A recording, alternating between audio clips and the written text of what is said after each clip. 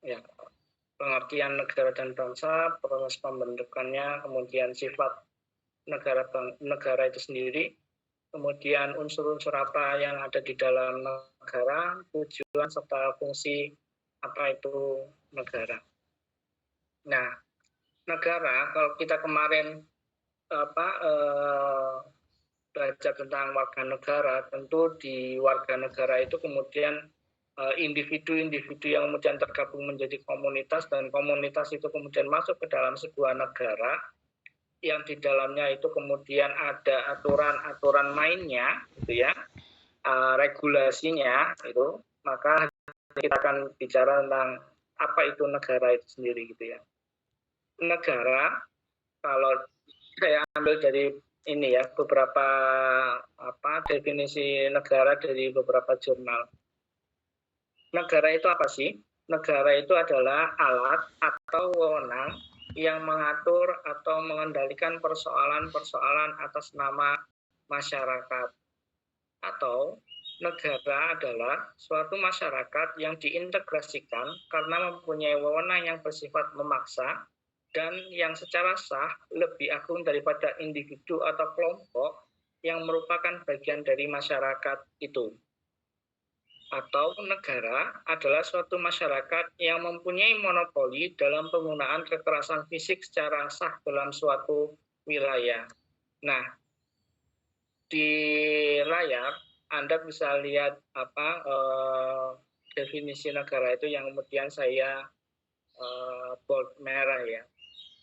Bahwa negara itu adalah alat atau wewenang yang mengatur atau mengendalikan persoalan atas nama masyarakat. Kata kuncinya ada di alat-alat atau wewenang, kemudian negara itu juga menggunakan kekerasan fisik secara sah dalam suatu wilayah. Saya contohkan begini. Ketika kita bicara soal negara, gitu ya, bahwa negara di dalam sebuah negara itu punya aturan-aturan main sendiri, regulasi-regulasi sendiri. Nah, di regulasi sendiri yang dibuat oleh negara, maka negara berhak kemudian menjalankan regulasi tersebut sesuai dengan peraturan perundang-undangan sebuah negara. Kalau teman-teman melihat bahwa di sepanjang pinggir rel kereta api itu kemudian berjajar rumah-rumah, warung-warung, gitu ya, dan suatu hari itu kemudian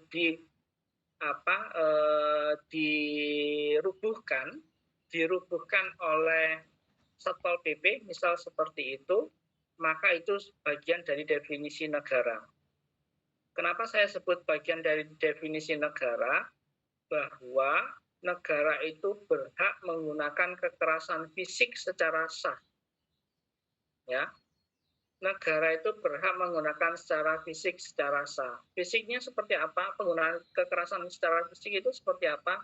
Ya, yang saya sebutkan tadi, soal merobohkan rumah-rumah, warung-warung yang berada di pinggir rel kereta api dengan argumentasi bahwa tempat tinggal atau pemukiman atau warung yang berada di rel kereta api, di pinggir rel kereta api itu akan membahayakan bagi diri warga itu sendiri yang punya tempat tinggal itu, atau bagi pengguna jasa transportasi. Nah, itu yang disebut sebagai penggunaan kekerasan fisik secara sah. Ya. Nah, penggunaan kekerasan fisik secara sah itu tidak dapat dilakukan kalau kemudian negara itu tidak memiliki yang namanya kewenangan. Kewenangan itu apa? Kewenangan itu adalah kekuasaan yang terlegitimasi. Kekuasaan yang terlegitimasi itu seperti apa? Saya contohkan seperti ini.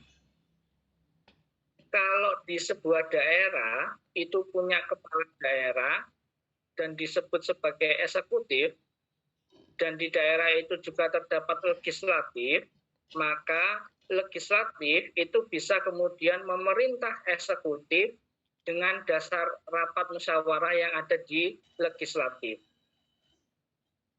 Ya, jadi anggota legislatif itu bisa kemudian memerintahkan kepada wali kota misalnya untuk menjalankan hasil rapat yang ada di legislatif.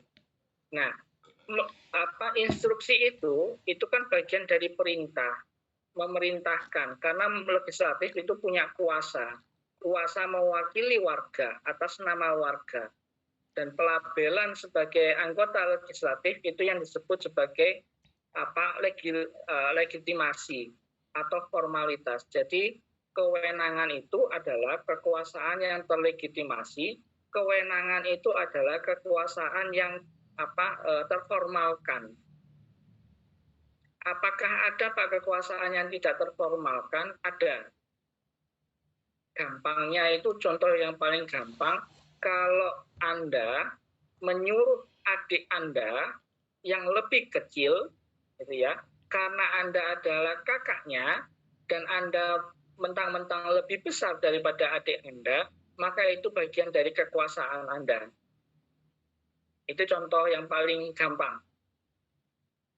Ya, jadi memerintah adik untuk beli sempol misal gitu ya, dan itu kemudian adik Anda keluar rumah dan beli sempol, maka itu bagian dari kekuasaan. Tapi itu akan berbeda kalau kemudian kita bicara soal kewenangan, ya, dalam konteks negara dan bangsa. Makanya tadi ada istilah satu, istilah kekuasaan, yang kedua istilah kewenangan.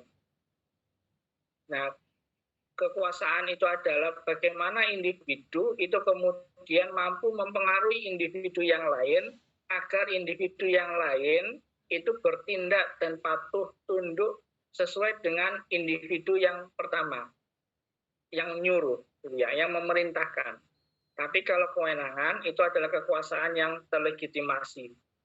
Itu soal negara, bahwa negara itu punya wewenang, alat wewenang atas nama masyarakat, atas nama warga, memiliki hak penggunaan kekerasan secara fisik secara sah dalam suatu wilayah. Yang ketiga, bahwa tidak ada kelompok organisasi di dalam sebuah negara yang derajatnya sama dengan negara.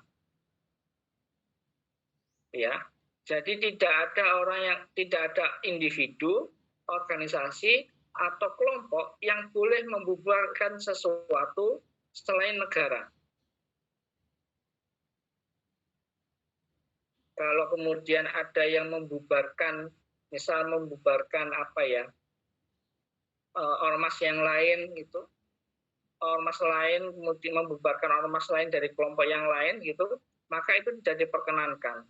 Tapi kalau kemudian yang membubarkan ormas itu adalah negara, maka itu diperkenankan karena negara itu punya monopoli. Itu ya, itu haknya negara. Makanya kemudian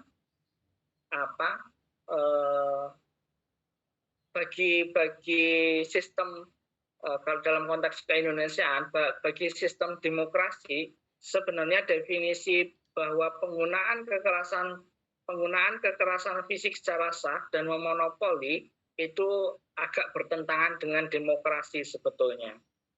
Tapi kita nanti akan bicara soal demokrasi di materi yang lain ya. Setidaknya saya ingin menunjukkan bahwa ketika kita dengar istilah demokrasi itu kan kemudian demokrasi itu kan menerima apapun perbedaan yang ada di dalam sebuah negara, baik itu kelompok yang kanan gitu, kelompok yang kanan ideologinya, atau kelompok yang kiri ideologinya.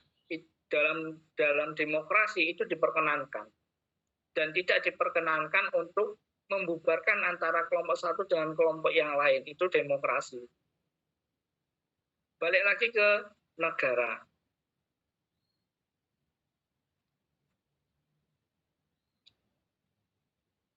Bangsa sekarang. Bangsa Bangsa itu apa? Bangsa adalah komunitas